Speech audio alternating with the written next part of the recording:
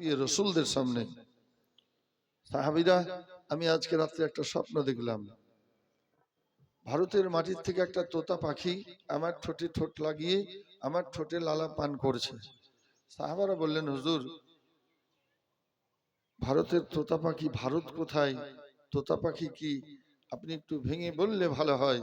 আল্লাহর নবী বললেন যে ভারতবর্ষ বলে একটা দেশ আছে, হযরত আদম সফিউল্লাহ সর্বপ্রথম ওই দেশে আল্লাহ তিনাকে অবতরণ করেছিলেন।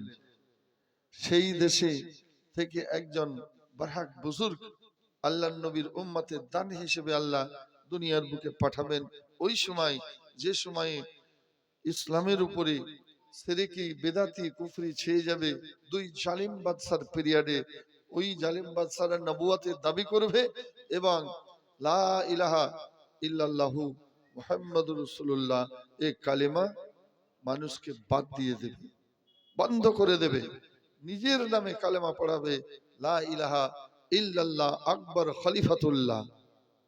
সেই সময় আল্লাহ উচ্চ মাকামাত দিয়ে, কারামাত দিয়ে তিনাকে পাঠাবেন এই বাদশার এই শিরকিটাকে দূর করে দিয়ে আবার ভারতের মাটিতে গোটা বিশ্বে কালেমা লা ইলাহা ইল্লাল্লাহু মুহাম্মাদুর রাসূলুল্লাহ সাল্লাল্লাহু আলাইহি ওয়াসাল্লাম আবার চালু করবেন।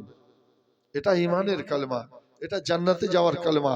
এটা আদম সফিউল্লাহ থেকে শুরু করে সমস্ত পয়গম্বরেরা এই প্রচার করে গিয়েছেন।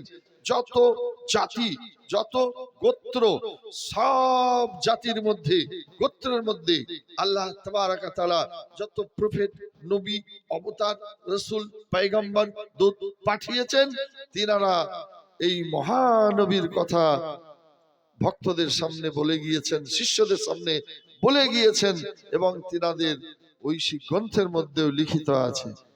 তিনি হচ্ছেন এই মহাপুরুষ অসাধক মুজাদ্দিদ আল-ফিসানি রাহমাতুল্লাহ আলাইহি। আজকের এই মজলিসে যিনারা হাজির হয়ে যাবেন, তিনার সম্পর্কে মহানবী সাল্লাল্লাহু তাআলা আলাইহি ওয়াসাল্লাম বললেন, যিনাকে স্বয়ং আল্লাহ আমার নামে নাম দিয়ে পাঠাবেন, হযরত শেখ আহমদ এবং শেখ মোহাম্মদ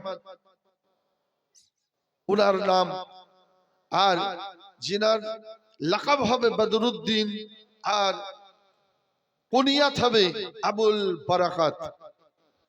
ওনার সম্পর্কে সে জামানার বহু আল্লাহর ওলিগণ ভবিষ্যৎবাণী বলেছিলেন যে খাস করে হযরত শাহ আব্দুল কুদ্দুস গঙ্গোহী রহমাতুল্লাহ তাআলা আলাইহি বললেন ওনার আব্বাজানকে, ওনার আব্বাজানের নাম ছিল হযরত আব্দুল আহাদ নকশবন্দি মুজাদ্দিদি রহমাতুল্লাহ আলাইহি, বললেন আমি যদি ওনাকে বাহায়াতে পেয়ে যাই, আমি ওনার কাছে বায়াত হয়ে ওনার খিদমত করব এবং ওই খিদমতটুকু কিয়ামতের মাঠে আমি আল্লাহর সামনে পেশ করব।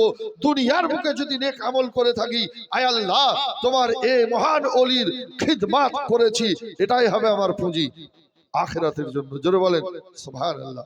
ইনশাআল্লাহ আজিজ, আজকের এই মজলিসে যেসব মায়েরা, বাবাজিরা সৌভাগ্যবান মানুষ এসে হাজির হয়ে যাবেন, ইমাম রাব্বানি মুজাদ্দিদ আল-ফিসানি রাহমাতুল্লাহ আলাইহি বলছেন যে এই তরিকায় বায়াত হওয়ার পরে